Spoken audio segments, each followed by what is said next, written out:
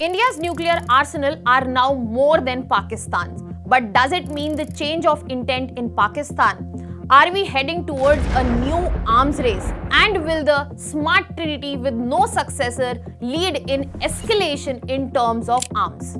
Are we looking forward to a fractured deterrence system as of now? And what do we do with the rising multipolar nuclear anxiety gripping the world? CIPRI's 2025 report is out and India has now more nuclear arsenals than Pakistan.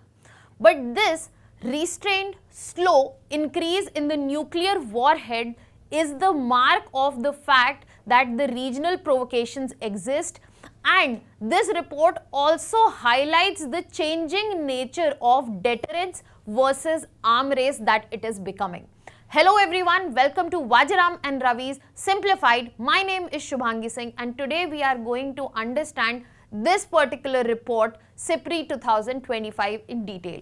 So beginning with the numbers that have been shown with the nuclear powers, clearly again it is US and Russia that hold 90% of the nuclear arsenals.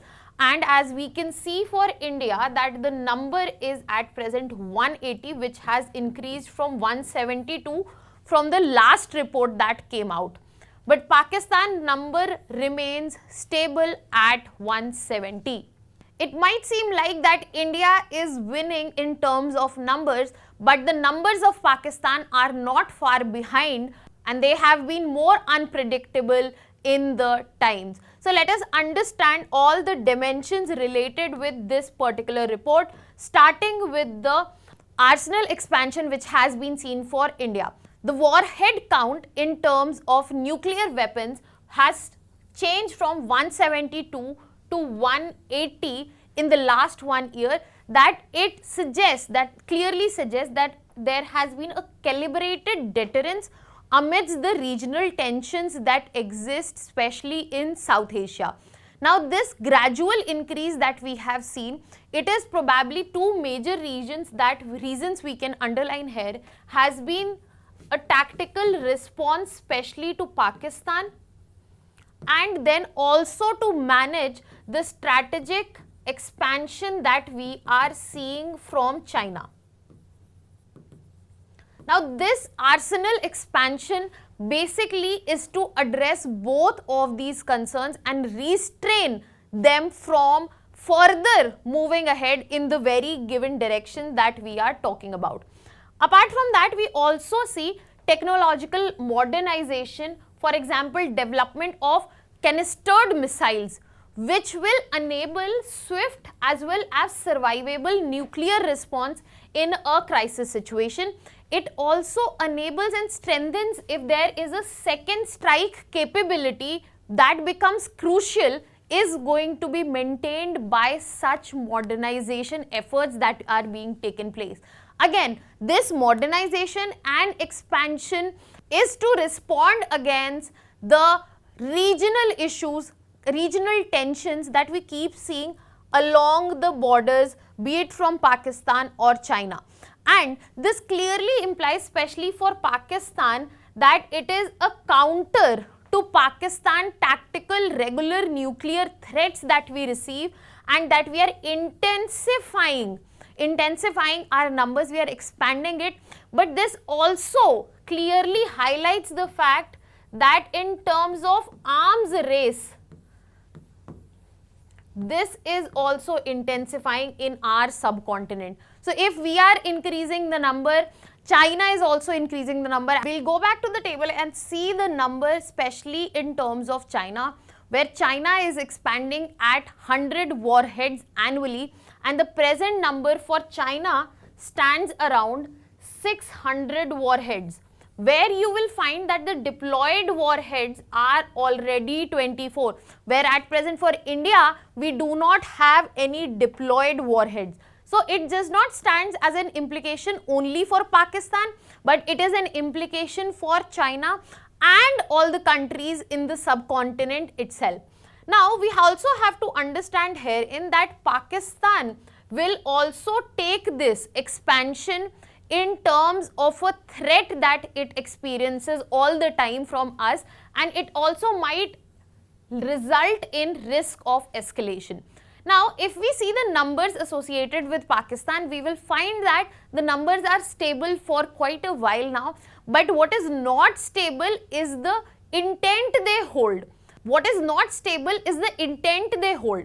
The foreign policy has been so unpredictable and it quickly leads to crisis with misinformation that Pakistan spreads, and they have always kept their nuclear warheads for tactical response. Especially if we see the example of 2025 itself, just after the Pahalgam terror attack, when on May 7th and 8th Operation Sindoor was launched, Pakistan again used nuclear warheads and threatened their use as well. So even if their numbers are stable, that is not something that we can be happy about, but the problem is the state of Pakistan itself, because their foreign policy as well as the intent has been very unpredictable as well as ever changing with their military leaders, with their prime ministers, etc. Now, this unstable doctrine and the foreign policy posture they have basically increases the risk of and chances of miscalculation as well as rapid escalation. Again, a very good example would just be the escalation that we saw in the year of 2022 as well, 2025 as well, and 2019 as well. So every time there is some sort of threat to Pakistan, they are ready to threat back with the nuclear war arsenal they have at their end. Now, this report also highlights the fact that the modernization has not been limited to our country, but there has been a global modernization trend that we have seen. But the problem here is where we are talking about deterrence, where nuclear warheads should be used for deterrence, they are being used to perform and intensify the arm race. And in this, we clearly got to know that US and Russia remain the giants, where 90% of nuclear warheads are still held by US and Russia, and they have deep modernization programs running even after they are part of multiple arms control treaty. So the deterrence we are talking about and arm control we are talking about, that is not working out. Another thing that has been highlighted in the report, that China's buildup is rapid. There has been addition of 100 warheads annually, and we are expecting there will be 1500 warheads with China by 2035, which is not even 10 years from now. And the construction of new ICBM silos, which is again an example of deep modernization that we are seeing, it basically indicates that Beijing is itself shifting towards credible minimum deterrence, where it has optimum and strategic outreach as well. Now, US and Russia and China are already intensifying the arms race, which we see in front of us, but this also highlights the fact that there is also instability risk in front of us. For example, if we take the example of New SMART treaty, which was signed between US and Russia, which was renewed in 2010, it is ending in 2026, and there has been no discussion about its renewal. And if it expires, we might see that there is uncontrollable increase in the number of arms, and especially by the major powers, because they have done their groundwork in terms of research and innovation already, and the deep modernization programs keep on running that we have seen. Now, all this clearly shows that the arm race has intensified, and there is a rising multipolar anxiety in terms of nuclear warheads that we are seeing. So why we are seeing rising multipolar anxiety? Because especially the middle powers, the non-nuclear states, be it Japan, be it South Korea, Middle East nation, which do not have nuclear powers, they have strong discussions and they want to acquire such deterrents for their own protection as well. If you talk about Israel-Iran escalation that is taking place, that is also based on the fact that Iran is about to complete its nuclear program, and Israel does not want that because it has always believed that it is going to be a security threat to its own country. So such debates and such problems, anxieties by middle powers can bring in the risk of conflicts which we are seeing, and can also make them use unlawful means or partnerships, bilateral partnerships through which they would be trying to procure these powers. Apart from that, the regional flashpoints. So when I'm talking about regional flashpoints, you can simply understand it, the regions where the possibility of conflicts are highest. For example, South China Sea. South China Sea, we talk about China.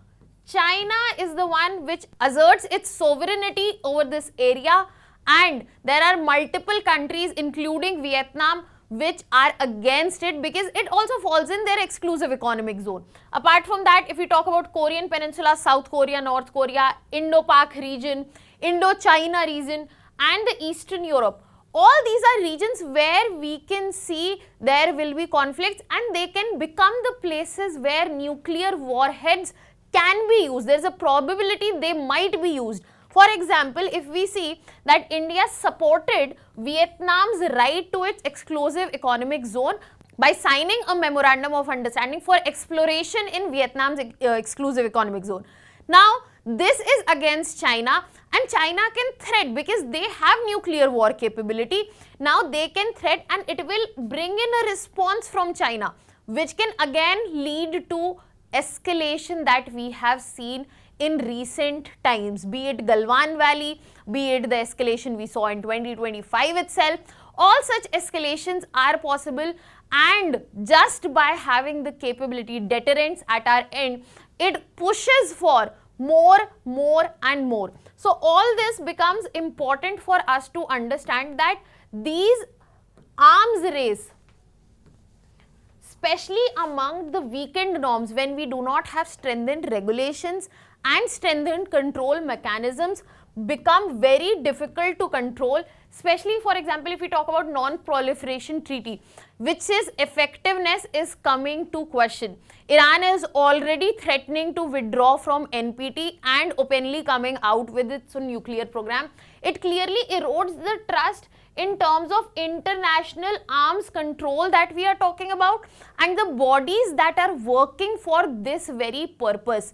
So it becomes important that at the time we are looking at deterrence for our own country, we have to understand the broader implications that exist in the regional as well as global order. But in terms of India, if we talk about in the coming times, it becomes very important that we sustain credible minimum deterrence, that we continue our focus on triad capability. That means we have the nuclear delivery from land, sea and air base, and we also have to modernize and invest in early warning system as well as cyber nuclear security, because cyber attacks on nuclear facilities can be catastrophic in coming times. Furthermore, we need to look into diplomacy and doctrine transparency, because if we are talking about nuclear risk reduction at the level of global order, we need to use forums, we need to go back to the forums that we initiated, such as NAM and BRICS, and we need to stand by our policy, foreign policy, where we have talked about there will be no first use, because this basically signals that we are in favor of arms reduction, and we are not developing this capability to harm, we are developing this capability to protect ourselves, and this will also give us readiness to respond. Furthermore, India also needs to focus up on the China's build-up in terms of arms, as I have already highlighted the number, that India needs to monitor the Chinese arsenal growth that is happening, and it has to evolve its foreign policy and doctrine so as to ensure that the implications, especially for LAC and when we are talking about Indo-Pacific regions, they are very well managed, because these are the regions, if we talk about LAC, the Galwan Valley conflict took place here. Such conflicts are the places where we understand where we stand in terms of capability and can we afford a war beyond a standoff. This is what becomes important for us to monitor and understand, and then monitor our own policies and doctrines so as to ensure that we have our strategic interest and unity, integrity and sovereignty intact at one place. Now that was all from my side. Thank you so much.